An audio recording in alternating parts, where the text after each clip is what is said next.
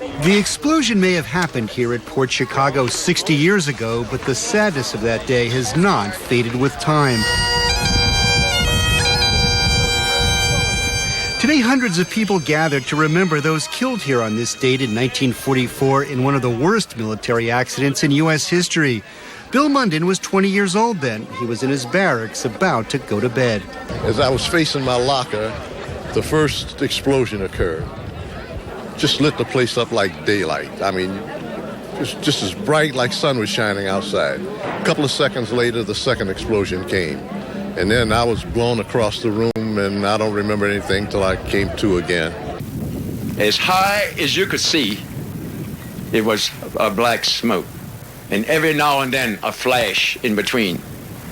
And that went on for some time. Men were running and screaming and howling all over the place. First explosion knocked me from my bed to the ceiling, and I hit the floor.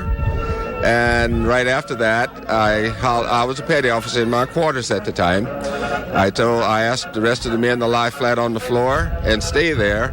And before I could get that out, everything just collapsed.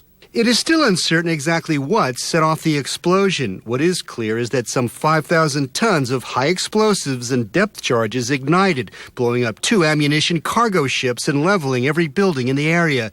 The blast was the last thing Robert Routh ever saw. The second explosion was a humongous blast, and I guess that was the inevitable thing that caused me to lose my sight. Concussion and flying glass. And then it hit me that I couldn't see what I was doing. And I hollered out, "Get me out," called to my buddy to come and take me to the sick bay. Somebody said, "Well, the sick bay has been blown up." I ended up coming down to the dock to see if there was anything we could do. There was nothing there. You can imagine 2 huge ships just completely disappeared. And there was nothing we could do down there, and it was just the smell of death, and we turned around and went back. The next morning when day broke, the ground was covered with fragments, pieces of steel from the side of the ship. I said, what's next? We got to go down to the waterfront, pick up the dead bodies.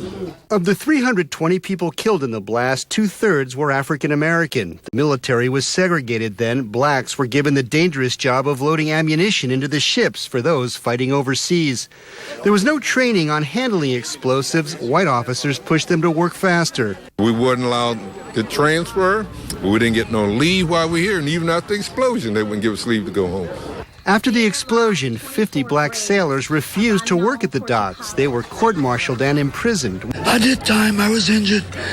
Since then, I have an entirely different view of what I did.